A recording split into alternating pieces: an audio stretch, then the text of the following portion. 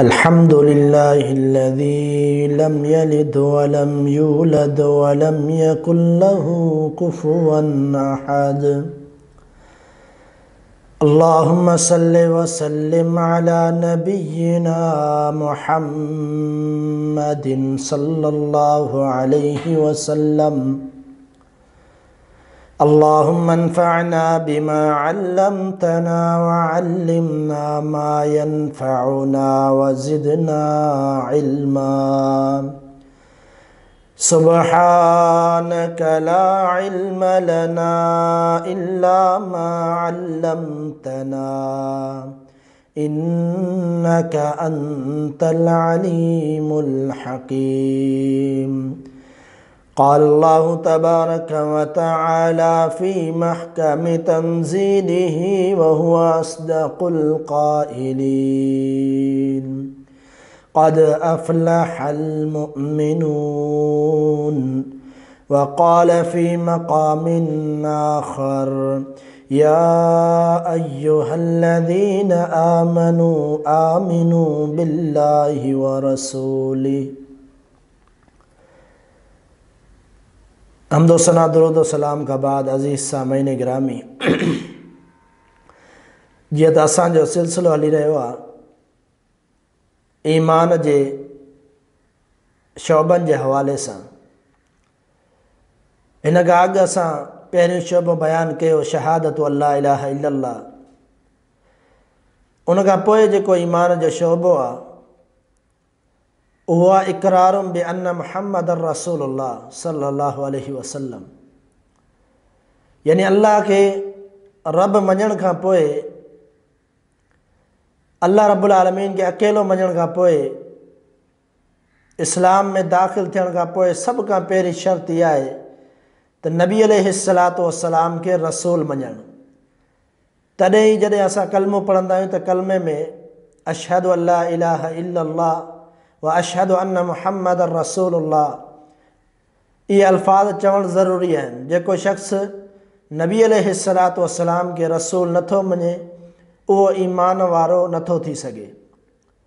इहो आहे ईमान जो ॿियो हिसो, ॿियो शोबो, ॿियो जुज़। अल्लाह रब्बुल आलमीन जे कलाम खे असां ॾिसूं त रब्बुल आलमीन फरमाए या अय्युहल्लज़ीन आमनू आमिनू बिल्लाहि व रसूली। ए ईमान वारो, ईमान आणियो अल्लाह ऐं उन जे रसूल जे मथां। यानी लाज़िम मलज़ूम रब्बुल आलमीन खे रब मञिणो आहे त पैगम्बर खे रसूल मञिणो आहे। जेकॾहिं रब्बुल आलमीन खे हिकु शख़्स रब मञे थो, पैगम्बर खे रसूल नथो मञे, तॾहिं मुसलमान नथो थी सघे। ऐं जेकॾहिं पैगम्बर खे रसूल मञे थो ऐं अल्लाह रब्बुल आलमीन खे हक़ीक़ी रब नथो मञे त उहो मुसलमान नथो थी सघे। इहो ईमान जो जुज़ आहे, अहम जुज़ आहे। हाणे नबी अलैहिस्सलातु वस्सलाम खे हिकु शख़्स रसूल मञे थो, रसूल मञण खां पोइ ख़ाली ज़बानी इक़रार न हुजे बल्कि तस्दीक़ बिल क़ल्ब हुजे। जीअं असां ॿुधायो त शहादत जे लाइ ज़रूरी आहे, टे शर्तूं ज़रूरी आहिनि। हिकु त ज़बान सां इक़रार करिणो आहे, ॿियो दिलि सां तस्लीम करिणो आहे, टियों अमल बि करिणो आहे। त नबी अलैहिस्सलातु वस्सलाम ते ईमान आणण जो मक़सदु छा आहे? मक़सदु इहो आहे त अल्लाह जे रसूल सल्लल्लाहु अलैहि वसल्लम जा जेके बि हुक़ूक़ आहिनि उन्हनि खे अदा करिणो पवंदो। मसलन ऐं चंद हुक़ूक़ जेके आहिनि अहम तव्हांजे साम्हूं हिन मुख़्तसर वक़्त में ॿुधाईंदुसि। नबी अलैहिस्सलातु वस्सलाम जी इज़त करणु ऐं पाण सल्लल्लाहु अलैहि वसल्लम सां मुहबत करणु, इहो अल्लाह जे रसूल सल्लल्लाहु अलैहि वसल्लम जो हक़ आहे। नबी अलैहिस्सलातु वस्सलाम जो सहाबी सैयदना उमर बिन ख़त्ताब रज़ियल्लाहु तआला अन्हु हिकु दफ़ो अल्लाह जे रसूल सल्लल्लाहु अलैहि वसल्लम सां गॾु पाण सल्लल्लाहु अलैहि वसल्लम जी तारीफ़ कंदे चए थो अल्लाह जे रसूल सल्लल्लाहु अलैहि वसल्लम आऊं पंहिंजी जान खां सवाइ हर पंहिंजी शइ खां वधीक तव्हां सां मुहबत थो कयां। यानी माल खां, औलाद खां, हर शइ खां वधीक सवाइ पंहिंजी जान जे। प्यारे पैगम्बर हज़रत मुहम्मद रसूलुल्लाह सल्लल्लाहु अलैहि वसल्लम फरमायो वल्लज़ी नफ़्सु बियदिही, कसम मूंखे उन ज़ात जो जंहिंजे हथ में मुंहिंजी जान आहे, तूं मोमिन नथो थी सघी ऐसी तोई जो तुंहिंजी मुहबत औलाद खां, माल खां, जान खां वधीक मूंसां न थी वञे। त सैयदना उमर बिन ख़त्ताब रज़ी अल्लाह तआला अन्हु फ़ौरन चयो अॼु खां पोइ आउं तव्हांजे लाइ पंहिंजी जान बि क़ुर्बान कंदुसि, जान खां वधीक तव्हां सां मुहबत कंदुसि। तॾहिं अल्लाह जे रसूल सल्लल्लाहु अलैहि वसल्लम फरमाए अल आन, ए उमर, हाणे तुंहिंजो ईमान मुकमल थियो। यानी रसूलुल्लाह सल्लल्लाहु अलैहि वसल्लम सां मुहबत जो तक़ाज़ो इहो आहे त पंहिंजी जान खां बि वधीक जेकॾहिं कंहिंसां मुहबत हुजे, औलाद हुजे, माल हुजे, क़ुरान मजीद वाज़े तौर ते चई छॾियो, कुल इन कान आबाउकुम औ अबनाउकुम औ इख़वानुकुम औ अशीरतुकुम औ अज़वाजुकुम औ अशीरतुकुम औ अमवाल निक़्तरफ़्तुमूहा व तिजारतुन तख़शौन कसादहा व मसाकिन तरज़ौनहा अहब्बु इलैकुम मिनल्लाहि व रसूलिहि व जिहादिन फ़ी सबीली फ़तरब्बसू हत्ता यअती अल्लाहु बिअम्री। इन में छा आहे? इन में तमामु मुहबतुनि जो ज़िक्र कयो वियो इन आयत में। यानी औलाद जी मुहबत आहे, वालदेन जी मुहबत आहे, उन खां पोइ माल जी मुहबत आहे, दौलत जी मुहबत आहे, बंगलनि जी मुहबत आहे, दुनिया जूं जेके मुहबतूं अल्लाह रब्बुल आलमीन आयत में जमा करे छॾियूं। उन खां पोइ अल्लाह से फरमाए जेकॾहिं इहे सभु मुहबतूं तव्हांजो वधीक आहिनि अल्लाह खां, उन जे रसूल खां ऐं जिहाद फ़ी सबीलिल्लाह खां, इन्हनि टिनि शयुनि खां वधीक जेकॾहिं तव्हां इन्हनि सां मुहबत कई त पोइ अल्लाह जे अज़ाब जो इंतज़ारु कयो। यानी त मुहबत सभ खां वधीक अल्लाह जे रसूल सल्लल्लाहु अलैहि वसल्लम सां करणु, इहो आहे ईमान जो तक़ाज़ो। हिकु ॿी आयत में अल्लाह रब्बुल आलमीन फरमाए लितुमिनु बिल्लाहि व रसूलिहि व तुअज़्ज़िरूहु व तुवक़्किरूहु। ईमान जो तक़ाज़ो इहो आहे त मुहम्मद सल्लल्लाहु अलैहि वसल्लम उन ते ईमान आणणो आहे, पहिरीं रब्बुल आलमीन ते ईमान आणणो आहे, पोइ अल्लाह जे रसूल सल्लल्लाहु अलैहि वसल्लम ते ईमान आणणो आहे। व तुअज़्ज़िरूहु व तुवक़्किरूहु, उन जी इज़त खे बि सम्झणो आहे, उन जे वक़ार खे बि सम्झणो आहे, उन जी इज़त बि करणी आहे, उन जी अज़मत बि बयानु करणी आहे। इहो आहे ईमान। उन खां पोइ नबी अलैहिस्सलातु वस्सलाम जो जेको हक़ आहे उहो आहे इताअत। रसूलुल्लाह सल्लल्लाहु अलैहि वसल्लम जी इताअत हर पहलू, हर दुनिया जे मामले में नबी अलैहिस्सलातु वस्सलाम जी इताअत ज़रूरी आहे। जेकॾहिं इताअत न आहे, केॾो वॾो अमल हुजे, उन जी का बि हैसियत न आहे क़यामत जॾहिं हबा अम मंसूरा।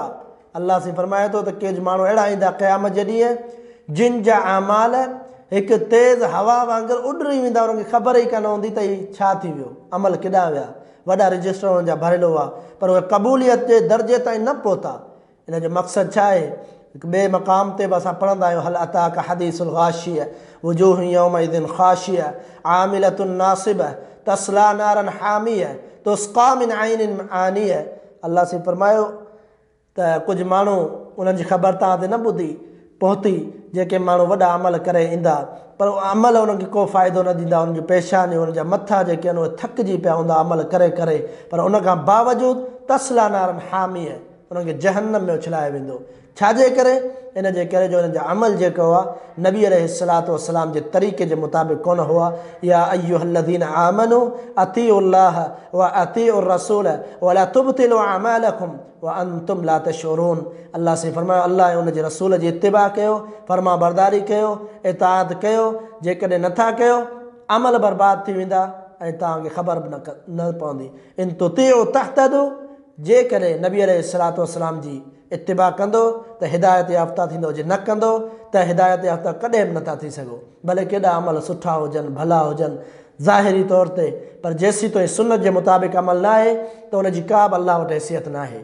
उन खां पोइ नबी अलैहिस्सलातु वस्सलाम जो हक़ इहो आहे त पाण सल्लल्लाहु अलैहि वसल्लम जी ज़ात ते दुरूद मोकिलणु। दुरूद जी वॾी फ़ज़ीलत आहे, वॾो मक़ाम आहे। नबी अलैहिस्सलातु वस्सलाम फरमाए मन सल्ला अलैहि वाहिदतन सल्लल्लाहु अलैहि अशरन। जंहिं शख़्स मूं ते हिकु दफ़ो दुरूद मोकिलियो, अल्लाह रब्बुल आलमीन उनखे 10 दफ़ा रहमतूं नाज़िल करे थो, उन जा 10 दर्जा बुलंद करे थो, उन जा 10 गुनाह मेटे छॾे थो, उन जूं 10 नेकियूं वधाए छॾे उन जे नामा अमाल में। इहा फ़ज़ीलत आहे दुरूद शरीफ़ जी। हिकु हदीस में अचे थो नबी अलैहिस्सलातु वस्सलाम मिंबर ते तशरीफ़ फरमा थिया, मिंबर ते चढ़ंदे पाण सल्लल्लाहु अलैहि वसल्लम 3 दफ़ा फरमायो आमीन। जेॾी महिल पुछियो वियो त तव्हां छाजे लाइ आमीन चयो, त ॿुधायो अल्लाह जे रसूल सल्लल्लाहु अलैहि वसल्लम त जिब्रील अमीन आयो ऐं उन 3 माण्हुनि ते लानत कई, ऐं उन 3 माण्हुनि ते जेॾी महिल हुन लानत कई त मूं बि आमीन चयो, मुंहिंजी बि लानत। उन मां हिकु शख़्स उहो हो जेको मुंहिंजो नालो ॿुधी ऐं दुरूद न पढ़े। यानी अहिड़ो शख़्स जंहिं मुंहिंजो नालो ॿुधो हुजे ऐं मुंहिंजी ज़ात ते दुरूद न पढ़े, जिब्रील अमीन चयो उन ते अल्लाह जी लानत हुजे, मूं चयो आमीन, मुंहिंजी बि उन ते लानत हुजे। त मक़सदु इहो आहे दुरूद वॾी अज़मत आहे, दुरूद जी वॾी फ़ज़ीलत आहे। हिकु हदीस में एतिरे क़दुरु अल्लाह जे रसूल सल्लल्लाहु अलैहि वसल्लम फरमायो, साहबी पुछे थो अल्लाह जे रसूल सल्लल्लाहु अलैहि वसल्लम दुरूद पढ़ा केतिरो पढ़ा दुआ में? पाण फरमायो त टियों हिसो। वरी पुछे जे अधु हिसो, पाण फरमायो अधु हिसो पढ़ी सघी थो। हता की आख़िर में अल्लाह जे रसूल सल्लल्लाहु अलैहि वसल्लम फरमायो, जेकॾहिं पूरी दुआ में सिर्फ़ु तूं दुरूद पढ़ी, सिर्फ़ु दुरूद पढ़ी, त इन दुरूद जी फ़ज़ीलत इहा आहे जो तुंहिंजा जेके मसइला आहिनि अल्लाह रब्बुल आलमीन हल करे छॾींदो। हालांकि सिर्फ़ु दुरूद पढ़ी, पंहिंजी का हाजत न रखी, पंहिंजी परेशानी अल्लाह जे साम्हूं ज़िक्र न कई, छो जो अल्लाह अल्लामुल ग़ुयूब आहे। अल्लाह सां इहे सभु ख़बर आहे। माफ़िस सुदूर, सीने में जेके बि ॻाल्हियूं आहिनि सभु रब्बुल आलमीन खे इल्मु आहिनि। अल्लाह रब्बुल आलमीन ॼाणे थो त मुंहिंजे बाने हथ छाजे लाइ खयां आहिनि। उहो नबी अलैहिस्सलातु वस्सलाम ते दुरूद मोकिलींदो रहे, उन जी बरकत सां अल्लाह रब्बुल आलमीन उन जा गुनाह मेटे छॾे थो। इहो बि अल्लाह जे रसूल सल्लल्लाहु अलैहि वसल्लम जो हक़ आहे। नबी अलैहिस्सलातु वस्सलाम खे रसूल मञण जो मतिलबु इहो आहे पाण सल्लल्लाहु अलैहि वसल्लम ते ईमान आणणो आहे, पंहिंजी जान माल खां वधीक मुहबत करणी आहे, पाण सल्लल्लाहु अलैहि वसल्लम जी इज़त करणी आहे, पाण सल्लल्लाहु अलैहि वसल्लम जी इताअत इत्तिबा करणी आहे, पाण सल्लल्लाहु अलैहि वसल्लम ते दुरूद शरीफ़ पढ़णो आहे, ऐं जेके बि अल्लाह जे रसूल सल्लल्लाहु अलैहि वसल्लम जा हुकूक आहिनि उन्हनि खे अदा करणो आहे। जेकॾहिं उहे सभु हुकूक असां अदा कंदासीं त यकीनन असां सही माना में नबी अलैहिस्सलातु वस्सलाम खे रसूल मञियो। जेकॾहिं हुकूक अदा न कंदासीं सम्झो त असां पैगम्बर खे रसूल न मञियो। अल्लाह रब्बुल आलमीन इहो जेको आहे शोबो ईमान जो असांखे सम्झण जी ऐं इन खे मुकमल इन ते अमल करण जी तौफ़ीक़ अता फ़रमाए। वमा तौफ़ीक़ इल्ला बिल्लाहि अलैहि तवक्कलतु व इलैहि उनीब।